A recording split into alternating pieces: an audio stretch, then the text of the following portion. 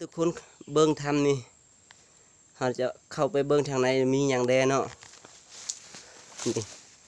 เห็นอ่ะเข้าไปในเบิ้งทางใน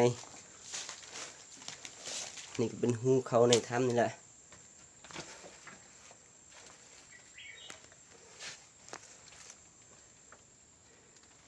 อยากมืด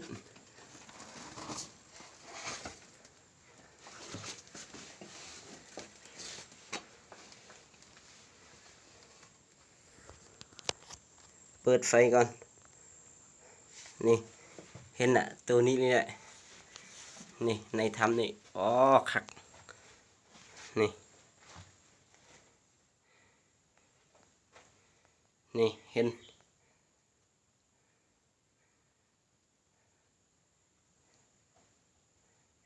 ตัวนี้นี่ถ่ายรูปแล้วมันอาจจะมีตัวเลื่อมนี่นี่คือดาวนี่เห็นอ่ะนี่ทางหัวมันจอดอยู่ถึงนี่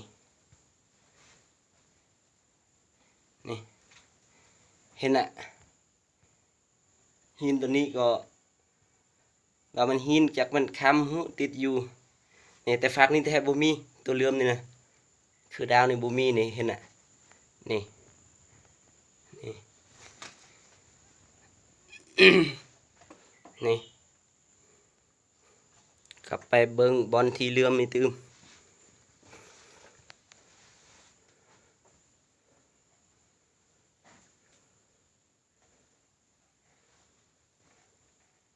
นี่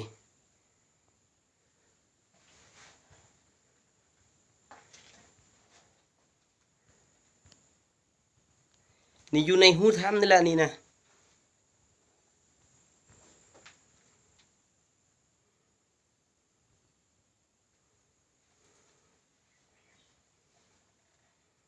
เอิงนี่นี่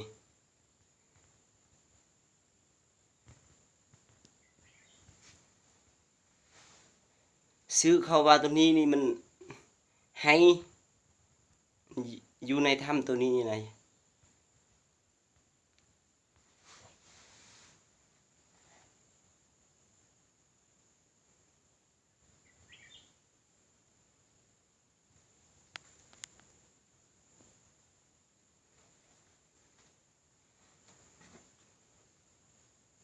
เบิ้งนี่ตัวเลื่อมนี่คือตัวดาวติดติดมันอยู่นี่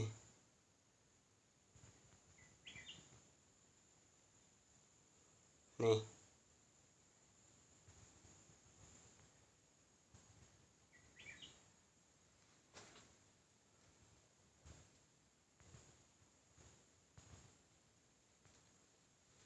มีแต่ตัวนี้